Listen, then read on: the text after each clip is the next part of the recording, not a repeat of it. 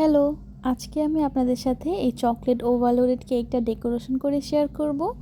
Actually আমি সব কিছু রেডি করে নিয়েছি। এরপর আমার মনে হয়েছে যে একটু ভিডিও করা দরকার, যেহেতু এত সুন্দর একটা কেক রেডি করছি। অ্যাকচুয়ালি আমরা অনেক বেশি চকলেট ফ্লেভারের কেক সেল করি, বাট আমাদের কেকগুলো কাস্টমাইজ করা হয়, যার কারণে উপরে চকলেটের ডিজাইন সেরকম হয় না। খুব রেয়ার হচ্ছে এরকম চকলেটের ডিজাইন করে আমরা বানাতে পারি। যখন পারি তখন আমরা টুকটাক একটু ভিডিও করে রাখতে পছন্দ করি।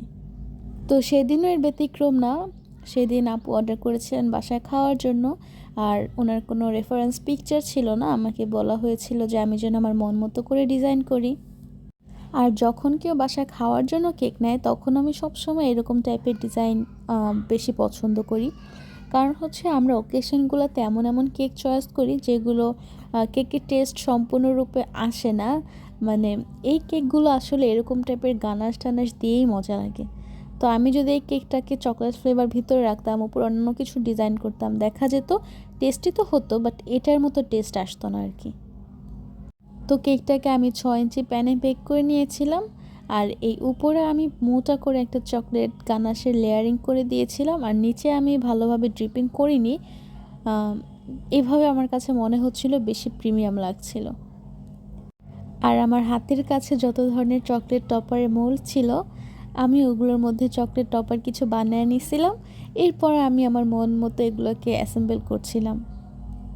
বলতে পারেন যে এই ডিজাইনটা হচ্ছে আমার যেমন খুশি তেমন সাজো ডিজাইন থাকে না, এরকম।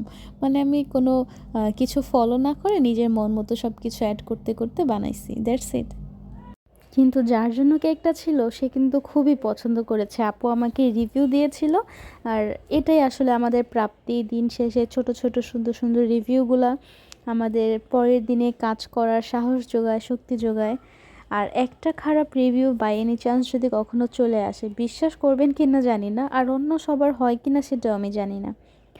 মানে আমি এভরি সেকেন্ড আমি ওইটার কথাই ভাবতে থাকি। আমি রাস্তায় হাঁটি, তখন আমার মনে পড়ে আহারে ওই কেকটা ওনার ভালো লাগেনি।